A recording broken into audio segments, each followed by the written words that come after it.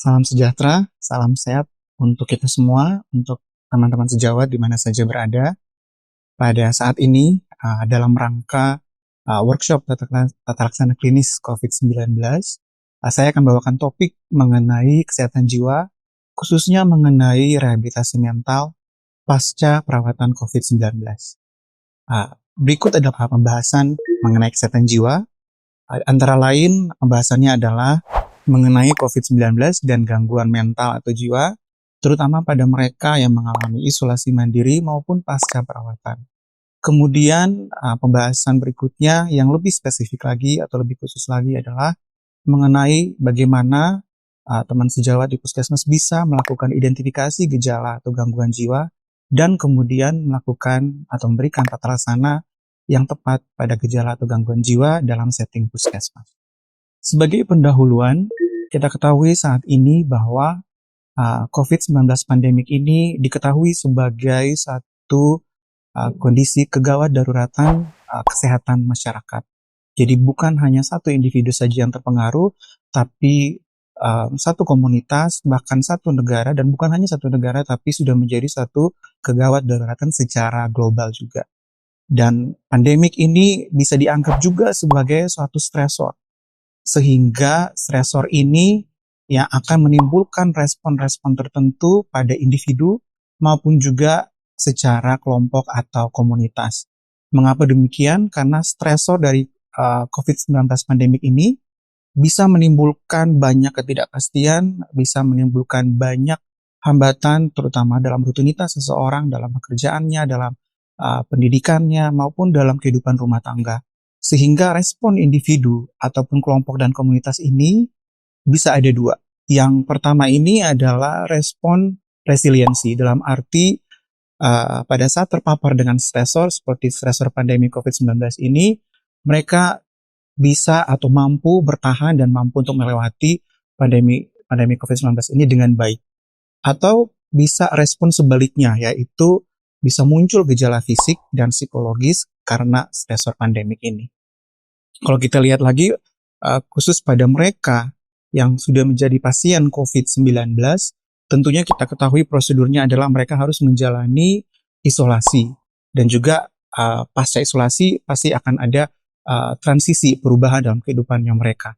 Nah, pasien-pasien seperti ini yang menjalani isolasi maupun pasca isolasi, mereka bisa pun menimbulkan respon resiliensi atau mereka mampu melewati pandemi ini atau akan muncul gejala fisik atau psikologis. Sehingga pembahasan kita pada saat ini akan fokus banyak kepada dampak psikologis dari COVID-19 ini, khususnya pada pasien yang harus menjalani isolasi maupun pasca isolasi. Sebelum kita masuk pada pembahasan utama, kita perlu tahu bahwa selain pandemi COVID-19 ini adalah suatu kondisi stresor, mereka yang terkena COVID-19 dan mereka yang harus menjalani isolasi itu sendiri bisa menimbulkan stresor tambahan. Isolasi itu sendiri, kalau kita lihat definisinya adalah terpisahnya orang yang terdiagnosis atau orang yang sakit dengan mereka yang tidak sakit. Terpisahnya ini pun bisa menjadi suatu stresor bagi mereka yang sudah kena stresor pandemik dan juga harus menjalani isolasi. Sehingga dampak psikologisnya ini bisa sangat signifikan, bisa berlanjut pasca perawatan atau pasca isolasi. Dan perlu diketahui sebelum kita melakukan diagnosis atau mengidentifikasi gejala-gejala psikologis yang muncul, apa saja faktor-faktor yang bisa meningkatkan terjadinya gangguan atau gejala psikologis pada pasien dengan COVID-19. Dan menurut beberapa penelitian yang sudah dilakukan di masa pandemi COVID-19 ini, mereka menemukan bahwa ada banyak faktor yang bisa berpengaruh terhadap terjadinya gangguan jiwa pada pasien COVID-19. Antara lain adalah durasi. Durasi dari isolasi itu sendiri bisa menentukan apakah seseorang akan di kemudian hari muncul gejala psikologis. Kemudian ada perasaan takut infeksi. Dalam arti pada saat mereka sudah terkena COVID-19 dan mereka harus menjalani isolasi, mereka pun bisa merasa takut apakah mereka bisa terkena virus ini kembali ataupun mereka akan menularkan kepada orang lain di sekitarnya. Kemudian ada faktor frustrasi atau kejenuhan. Dalam arti dalam kondisi mereka harus terbatas ruang lingkupnya dalam isolasi, maupun mereka harus terpisah dari keluarga atau orang-orang dekat mereka, ya ini pun bisa menimbulkan satu gangguan persediaan, dalam arti kebutuhan medis ataupun non medis yang kurang, itu bisa menimbulkan satu kecemasan kepada pasien-pasien COVID-19. Kemudian informasi, kita tahu banyak informasi di luar sana yang mungkin terlalu banyak yang diterima, dan mungkin banyak dari informasi itu kurang tepat atau tidak tepat, sehingga ini bisa menimbulkan satu kegelisahan kepada pasien COVID-19. Kemudian hasil tes, mereka yang menjalani masa isolasi dengan COVID-19 ini, mereka harus menunggu kapan hasil tes mereka keluar dengan hasil yang mungkin sudah negatif. Menunggu hasil itu maupun mendapatkan hasil yang terus-menerus positif bisa juga menimbulkan gejala atau gangguan jiwa. Kemudian stigma yang muncul di masyarakat atau di lingkungan sekitarnya, atau pandangan negatif dari lingkungan terhadap mereka yang terkena COVID, ini pun bisa menimbulkan rasa cemas ataupun gangguan pada pasien COVID-19. Kemudian tentunya selama isolasi kita tahu akan muncul rasa kesepian karena mereka dibatasi ruang lingkupnya dan mereka terpisah dari orang-orang yang dekat dengan mereka. Kita bisa bedakan pada saat mereka pasien dengan COVID-19 ini harus mengikuti prosedur untuk diisolasi, ada muncul gejala-gejala di periode ini, dan kita bisa bandingkan juga dengan periode pasca isolasi atau mungkin pada saat mereka dinyatakan sudah sembuh, ya. Selain muncul gejala fisik COVID-19 pada saat mereka harus menjalankan isolasi, bisa muncul gejala psikologis, ya, dan ini sudah dibuktikan dari penelitian-penelitian yang ada. Yang paling sering adalah gejala cemas, kemudian sulit tidur atau insomnia, kemudian adalah gejala reaksi stres akut, gejala stres pasca trauma, depresi, psikosis, dan banyak lainnya.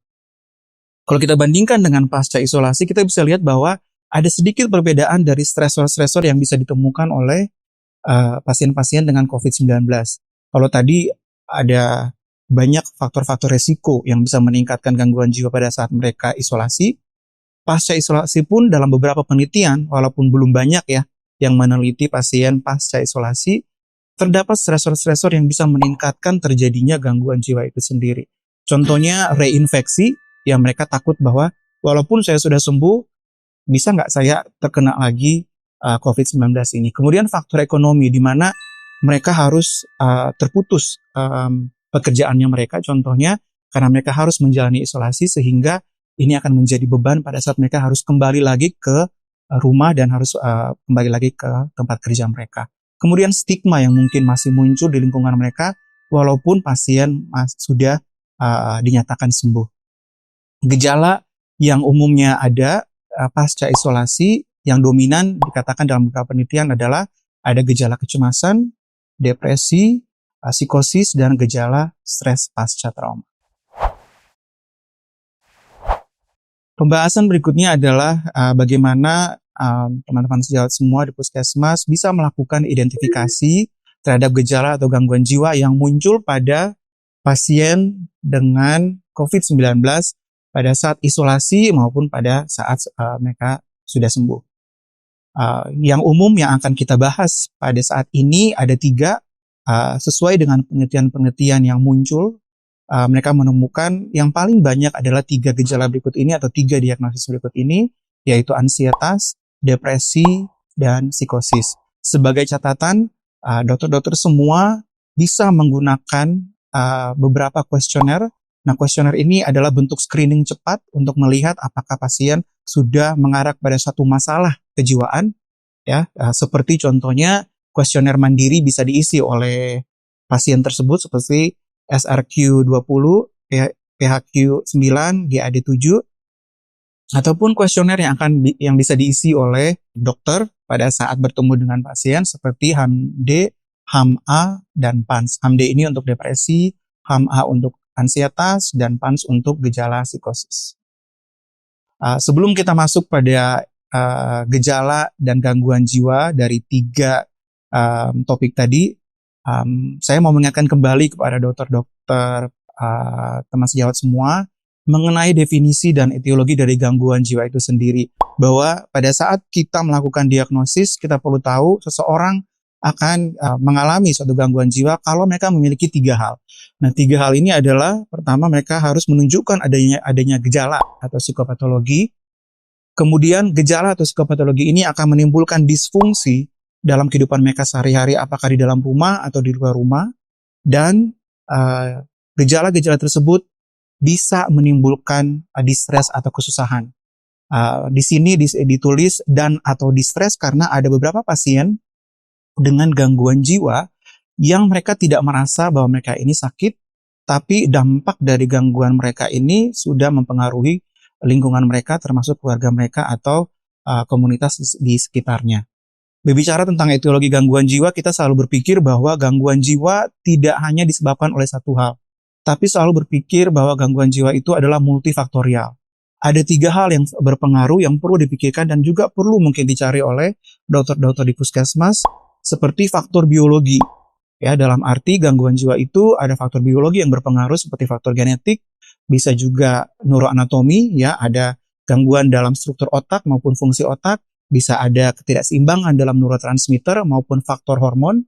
Kemudian ada faktor psikologis dalam arti apakah kepribadian pasien yang akan mempengaruhi terjadinya gangguan jiwa, atau mungkin riwayat trauma dari pasien, dan juga mekanisme adaptasi dari pasien tersebut, apakah mampu untuk mengatasi stres yang dia alami. Kemudian yang ketiga adalah etiologi sosial, di mana lingkungan sekitarnya pun bisa mempengaruhi terjadinya gangguan jiwa pada pasien tersebut.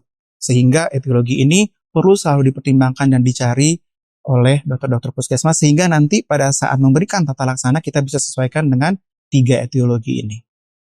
Sebelum masuk kepada diagnosis gangguan jiwa, saya mau mengingatkan kembali bahwa dalam melakukan pendekatan kepada pasien-pasien dengan gangguan jiwa, sangat penting untuk melakukan wawancara psikiatrik yang baik. Wawancara psikiatrik ini tentunya selalu dimulai dengan bagaimana kita membina raport. Dalam arti kita membangun kerjasama, membangun rasa percaya dari pasien dan keluarga kepada kita, pihak dokter, supaya komunikasi kita akan bisa lancar ke depannya. Dan jangan lupa juga di dalam melakukan pendekatan kepada pasien, kita selalu mengeksplorasi semua gejala-gejala maupun riwayat yang terjadi saat ini, riwayat penyakit dahulu. Kita juga perlu ketahui tentang keluarga dan lingkungan pasien, karena lingkungan pasien bisa menjadi stresor atau bisa menjadi dukungan kepada pasien dalam perbaikan atau pemulihannya. Kita masuk pada gejala yang pertama, yaitu ansietas, yang sering dilaporkan oleh penelitian-penelitian pada pasien COVID-19. Kita ketahui gejala ansietas bukan hanya satu gejala, tapi manifestasinya ada 3. Manifestasi yang pertama adalah ansietas dalam bentuk fisik. Ya, gejala-gejala fisik ansietas bisa berupa berkeringat, gemetar, jantung berdebar, nafas pendek, nadi dan tekanan darah naik, mulut kering, bisa gangguan gastrointestinal, dan lain-lainnya. Kemudian gejala ansietas berikutnya adalah gejala psikologis. Nah, ini contohnya pasiennya bisa mengeluh cemas dan takut yang berlebihan, mereka bisa mudah marah, mungkin mimpi buruk, dan mungkin ada masalah kognitif seperti mudah lupa dan juga sulit berkonsentrasi. Gejala manifestasi yang lain dari ansietas adalah gejala perilaku.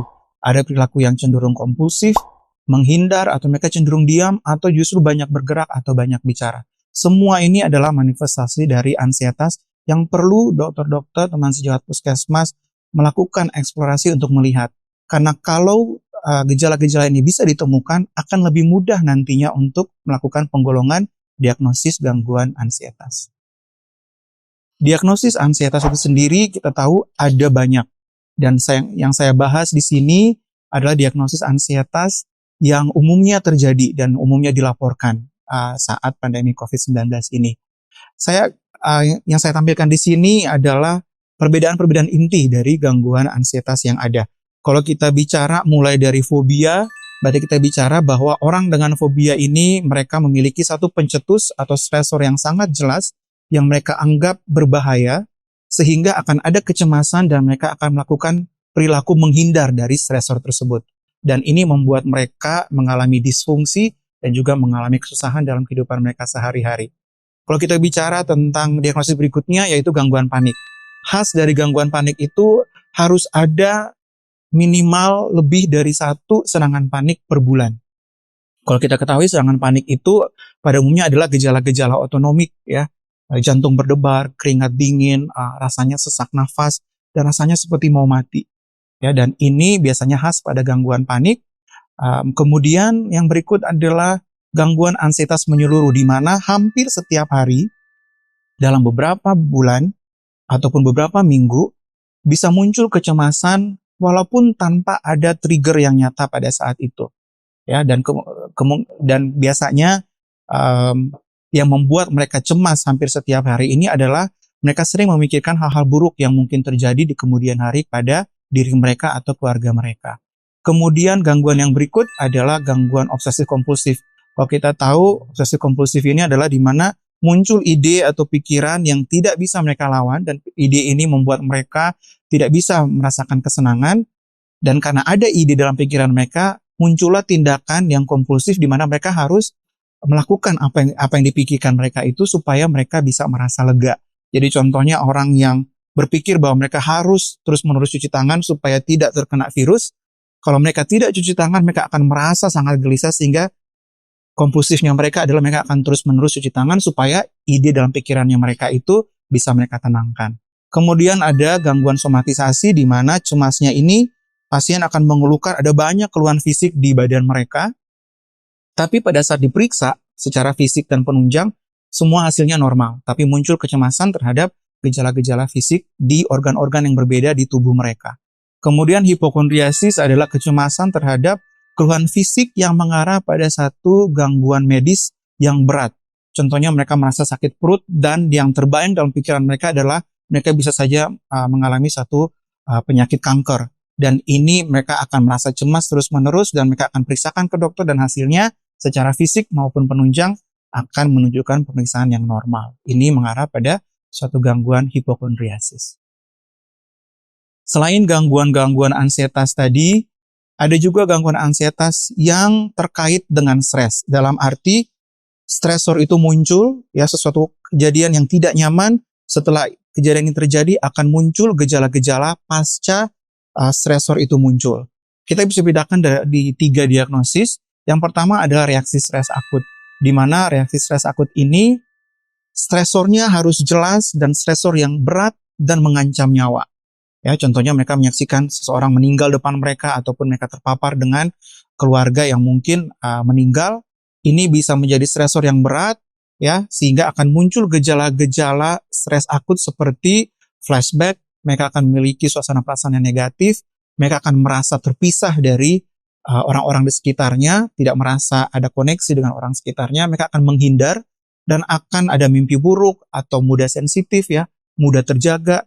Dan ini biasanya terjadi segera setelah terpapar dengan stresor tersebut sampai 1 bulan. Kalau lebih dari 1 bulan, baru kita namakan itu dengan gangguan stres pasca trauma. Apabila pasien hanya terpapar dengan stresor yang sifatnya ringan atau sehari-hari, mungkin masalah pekerjaan, masalah rumah tangga, masalah hutang, atau masalah PR, dan lain-lain, ya, dan muncul kecemasan sesudah terpapar dengan stresor tersebut, ini kita bisa diagnosis dengan gangguan penyesuaian.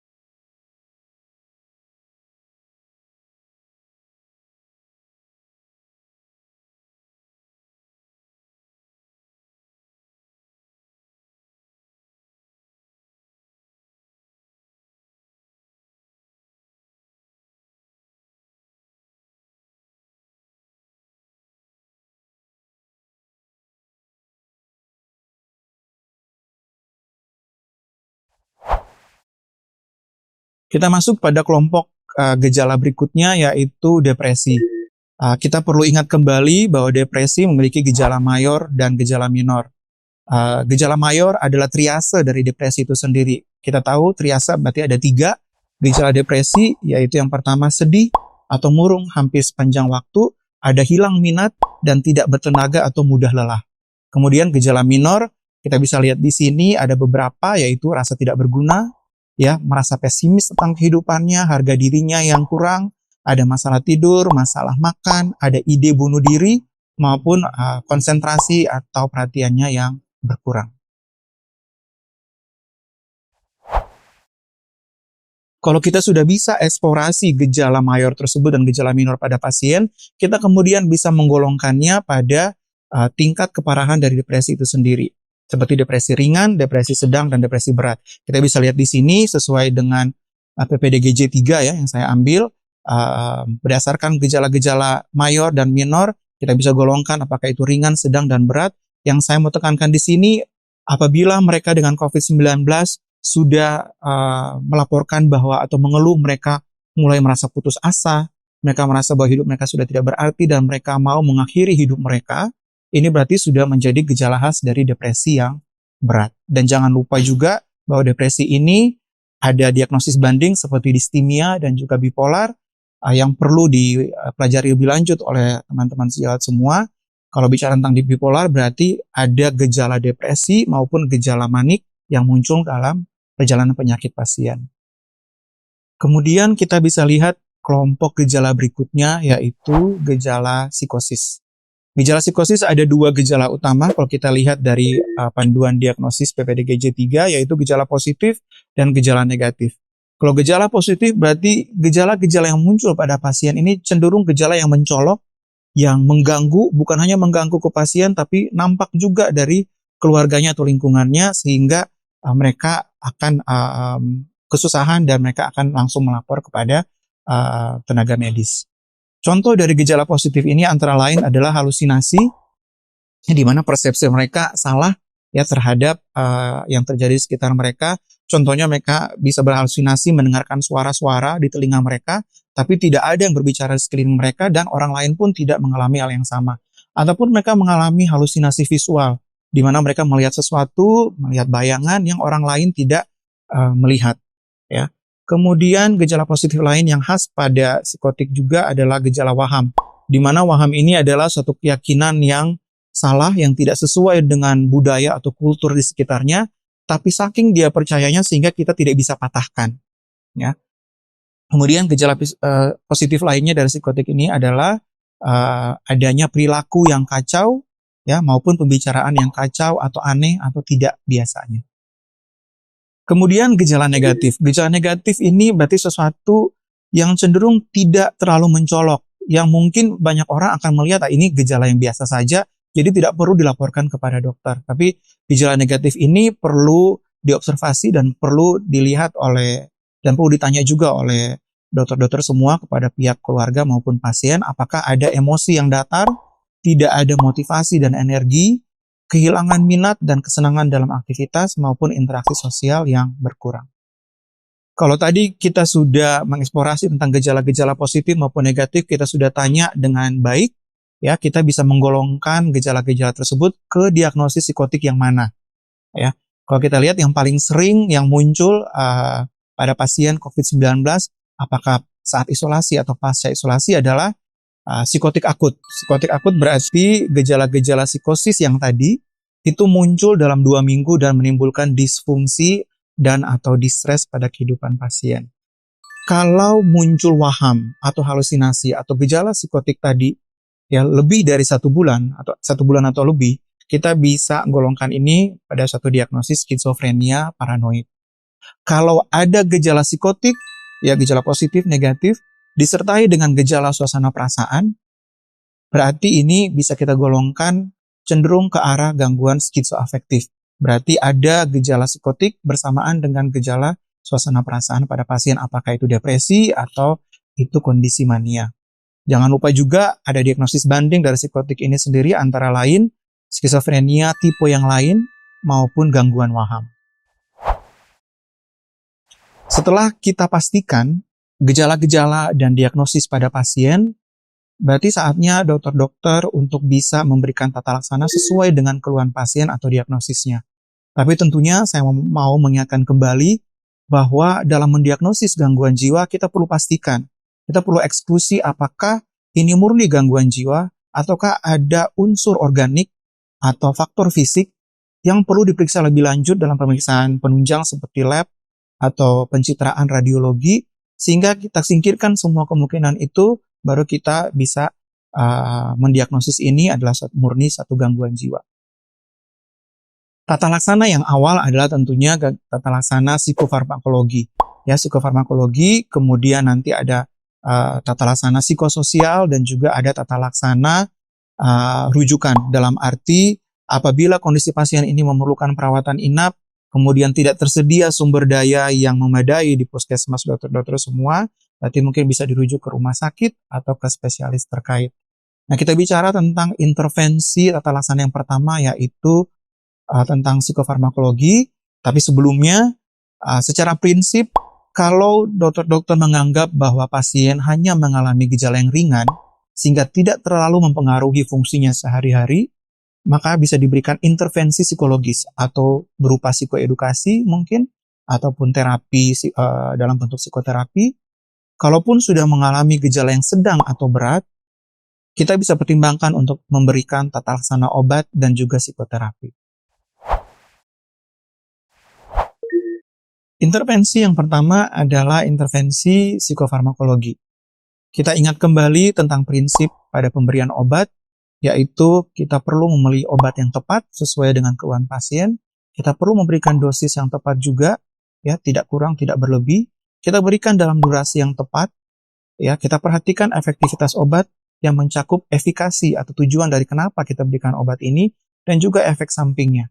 Hindari kombinasi obat dari kelas yang sama untuk mengurangi juga terjadinya efek samping pada pasien. Kelompok obat pertama yang saya bahas di sini adalah antipsikotik. Yang kita tahu indikasinya adalah untuk gangguan jiwa yang memiliki gejala psikotik.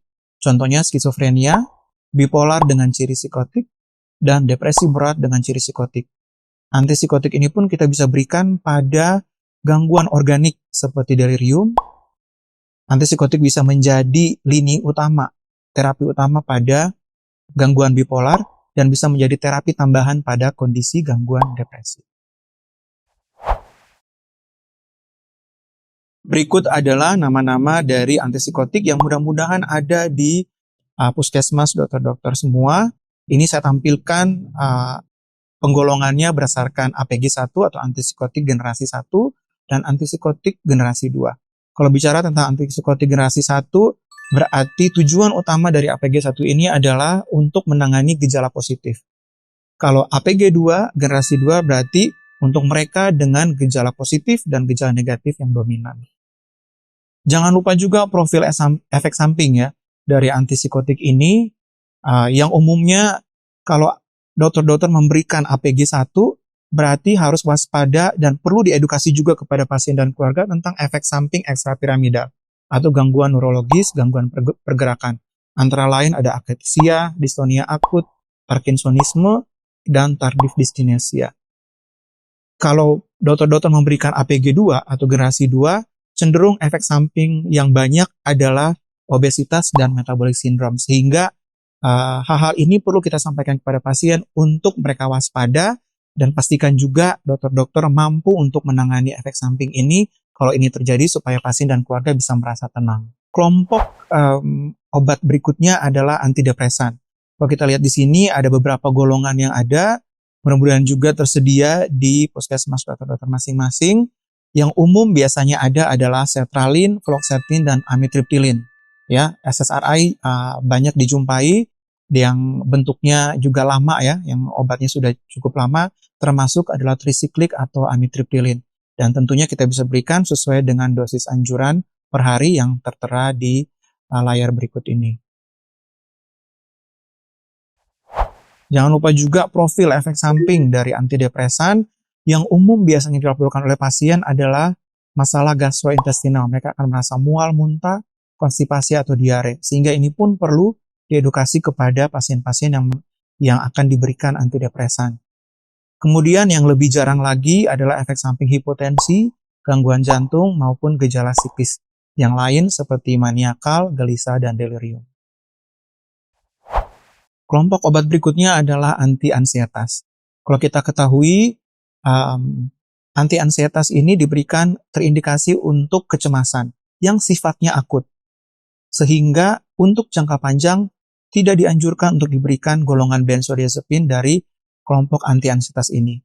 Justru yang kita bisa berikan pada mereka yang cemas atau mengalami atau diberikan diagnosis kecemasan ini, kita bisa berikan dalam jangka panjang, yaitu obat antidepresan yang sudah saya bahas sebelumnya. Obat benzodiazepin dari anti-ansietas ini hanya diberikan dalam durasi 2-4 minggu atau hanya akut saja, sehingga obat utama tetap kita bisa berikan obat antidepresan untuk jangka panjang. Tata laksana berikut di luar dari obat adalah tentang psikososial. Yang saya akan bahas di sini adalah bagaimana dokter-dokter di puskesmas dan di lingkungannya bisa memberikan intervensi psikososial bukan hanya kepada pasien tapi kepada keluarga maupun kepada komunitasnya, khususnya terkait COVID-19, terkait pasien yang menjalani isolasi dan pasca isolasi. Ada dua hal yang akan saya bahas di sini, yaitu psikoedukasi dan dukungan psikososial yang bisa kita berikan, dan juga bagaimana melakukan psikoterapi suportif yang bisa diberikan oleh dokter umum pada saat berada di puskesmas di depan pasien. Bicara mengenai psikoedukasi dan dukungan sosial, kita bisa bagi ini pada tiga kelompok, yaitu kelompok pasien COVID-19 pada saat isolasi maupun pasca isolasi, kemudian pada kelompok keluarga, kemudian pada komunitas atau lingkungannya. Kalau kita lihat yang pertama kepada pasien, kita perlu ketahui pada saat pasien harus menjalani isolasi setelah didiagnosis dengan COVID-19, tentunya akan banyak adaptasi yang harus dia lakukan, ya, sehingga yang bisa diberikan oleh kita dokter-dokter kepada pasien tersebut adalah informasi tentang cara melakukan isolasi mandiri. Kita juga bisa memberikan informasi mengenai layanan psikologis yang mungkin tersedia di sekitar tempat tinggal pasien atau tempat dia menjalani isolasi dalam bentuk media sosial maupun online counseling. Jangan lupa juga pasien pada saat selesai isolasi atau mereka dinyatakan sembuh, mereka pun harus melakukan transisi pada saat berada di rumah, sehingga kita dokter-dokter harus memberikan edukasi bagaimana dia bisa menjaga kesehatan fisik dan jiwanya di rumah, dan bagaimana juga dia bisa mengikuti instruksi dokter untuk minum obat teratur dan kontrol rutin sesuai dengan anjuran dari dokter puskesmas. Dan pastikan pasien-pasien tetap terhubung dengan keluarga mereka untuk mendapatkan dukungan emosional juga supaya mereka bisa pulih lebih cepat lagi. Kepada kelompok keluarga pasien, diharapkan dokter-dokter puskesmas juga bisa memberikan dukungan emosi, bisa menghimbau kepada keluarga pasien untuk memberikan dukungan emosional yang positif kepada pasien yang menjalani isolasi, ya. Kemudian menyiapkan keluarga terhadap semua kemungkinan yang bisa terjadi kepada pasien yang sedang menjalani isolasi. Pastikan juga bahwa keluarga bisa mengakses berbagai macam layanan dan informasi mengenai COVID-19 maupun mengenai masalah gangguan jiwa yang ada pada pasien. Kemudian pasca isolasi yang penting untuk kita siapkan pada keluarga adalah bagaimana nanti keluarga bisa siap menerima pasien di rumah dengan sarana, fasilitas, kebutuhan pasien. Pastikan juga pada saat pasien pulang ke rumah, keluarga bisa tahu status pasien seperti apa dan apa yang harus pasien lakukan ke depannya, seperti harus berobat rutin ke dokter maupun harus minum obat rutin sesuai dengan anjuran dokter. Kepada komunitas, tentunya kita sebagai dokter-dokter pun punya peran, ya, punya peran untuk tujuan utamanya adalah mengurangi stigma yang bisa muncul pada pasien dengan COVID-19, apakah pada saat mereka lagi isolasi atau pada saat mereka pulang ke rumah. Bagaimana mengurangi stigma? Kita dokter-dokter bisa melakukan pendekatan pada tokoh masyarakat maupun kepada komunitas sekitar kita, memberikan edukasi, memberikan penyuluhan mengenai COVID-19, mengenai pentingnya isolasi, mengenai juga tentang gangguan jiwa. Sehingga dengan banyaknya peningkatan dari pengetahuan komunitas, maka stigma pun bisa kita hindarkan. Kemudian pada saat pasien bisa pulang ke rumah, kita bisa himbau komunitas untuk tidak menjauhkan pasien dari interaksi sosial, walaupun interaksi sosial itu hanya lewat media sosial ya, atau virtual ataupun online. Diharapkan komunitas bisa menjadi sumber untuk dukungan juga, saling menguatkan satu sama lain, dan juga bisa menyediakan kelompok-kelompok dukungan ya untuk mengakomodir pasien pada saat pulang ke rumah. Kemudian selain psikoedukasi maupun intervensi psikososial tadi, dokter umum pun bisa melakukan psikoterapi suportif ya dengan tujuan gejala emosi atau psikologis pasien bisa membaik, bisa mempertahankan self-esteem dari pasien atau tingkat kepercayaan dirinya, maupun kita bisa memberikan keterampilan yang adaptif pada pasien di kemudian hari agar mereka bisa menghadapi stresor. Teknik-teknik yang ada seperti saya sampaikan sebelumnya, kalau kita bisa bina raport dengan baik, ya, kita bisa membangun kepercayaan pasien kepada kita bisa berikan empati, mencoba mengerti, kita berikan pujian kepada pasien pada saat ada hal-hal positif yang dia sudah lakukan. Ini semua tentunya bisa membuat perbaikan gejala, terutama gejala psikologis pada pasien. Dan tentunya dalam psikoterapi suportif ini kita bisa berikan juga saran-saran petunjuk untuk bagaimana mereka bisa memiliki coping mechanism yang baik di kemudian hari. Sebelum saya mengakhiri pembahasan saya pada saat ini, saya memasukkan satu pembahasan singkat saja mengenai dukungan psikososial bagi kelompok rentan atau populasi yang khusus. Kalau tadi kita bicara banyak tentang penanganan pada orang dewasa, tapi kita perlu ketahui juga bahwa ada kelompok rentan di luar sana yang mungkin membutuhkan tata laksana atau perhatian yang sama atau mungkin lebih ya daripada orang dewasa, yang saya bagi di sini dalam kelompok lansia, kelompok anak remaja, dan juga kelompok ODMK atau orang dengan masalah kejiwaan dan ODGJ atau orang dengan gangguan jiwa. Yang saya masukkan di sini secara singkat adalah bagaimana dokter-dokter ini maupun yang di puskesmas bisa melibatkan lansia ya, apalagi mereka mungkin yang dalam isolasi atau mereka dengan yang sudah terdiagnosis dengan COVID-19, untuk mereka tetap merasa bahwa mereka adalah bagian dari komunitas mereka sendiri, mereka tidak merasa tertinggal. Kita berikan informasi tepat tentang medis, tentang gangguan yang mereka alami, supaya mereka pun bisa mengerti apa yang sedang terjadi dalam diri mereka. Kita berikan juga satu fasilitas kelompok dukungan, dalam arti apabila lansia tidak bisa keluar rumah, ya karena mereka tidak bisa membeli makanan dan lain-lain karena juga keterbatasan fisik, ya kita bisa sediakan kelompok dukungan yang bisa mengakomodir itu, bisa membantu lansia untuk bisa melangsungkan kehidupan mereka sehari-hari. Kemudian kelompok rentan anak remaja. Yang kita bisa bantu di sini sebagai dokter-dokter adalah bagaimana kita bisa menghimbau orang tua untuk memberikan pola asuh yang baik, tetap mengawasi anaknya sesering mungkin, menjaga komunikasi, dan peka terhadap perubahan emosi maupun pikiran pada anak-anak mereka atau remaja mereka. Dan pada kelompok ODMK dan ODGJ, kita bisa ajarkan mereka coping skill yang baik walaupun mereka memiliki masalah atau gangguan jiwa yang sudah ada sebelum terjadinya pandemi COVID-19 ini, dan juga pada mereka yang memang sudah memiliki gangguan dan sudah berobat, bahkan sebelum pandemi ini mulai, kita tetap himbau untuk mereka datang, untuk mereka berobat, dan minum obat juga rutin sesuai dengan instruksi dokter. Dengan demikian, diharapkan dokter-dokter puskesmas mampu juga untuk memberikan bantuan medis bukan hanya untuk kelompok umum atau dewasa, tapi juga untuk mereka di kelompok-kelompok rentan atau populasi khusus seperti ini. Dengan demikian, diharapkan pembahasan saya pada saat ini bisa membantu dokter-dokter puskesmas semua untuk memberikan penanganan yang terbaik, ya sesuai dengan kemampuan di puskesmas juga kepada mereka, yaitu pasien COVID-19 yang mengalami gangguan jiwa, apakah dalam isolasi ataupun sesudah isolasi atau sembuh. Terima kasih.